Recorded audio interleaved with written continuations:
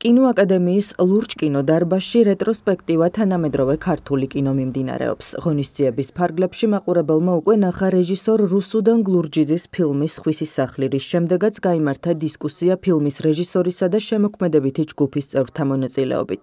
რეტროსპექტივა თანამედროვე ქართული კინოს საქართველოს კინემატოგრაფიის ცენტრის ინიციატივითა და ორგანიზებით 24 დეკემბრის ჩათვლით მიმდინარეობს. იდეის ავტორთა განმარტებით პროექტის მიზანია თანამედროვე ქართული კინოს პოპულარიზაცია. სწორედ ამიტომ ფილმების ჩვენებაზე დასწრება უფასოა. საქართველოს კინოაკადემიის ლურჯ კინოდარბაზში ფილმების ჩვენება 4-შაბათიდან პარასკევის ჩათვლით 19 საათზე, ხოლო შაბათ-კვირას 17 საათზე იმართება. პროგრამაში წარმოდგენილია 2005-2023 წლებში შექმნილი 36 ქართული ფილმი.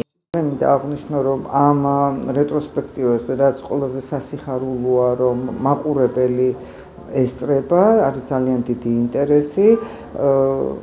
ფაქტიურად არ ყოფილა სეანსი, რომელიც თქვა ჩავარდა, იმიტომ რომ ცოტა მაყურებელი იყო. 24-ში ვასრულებთ, მაგრამ ეს არ არის, ამეთი არასრულებს.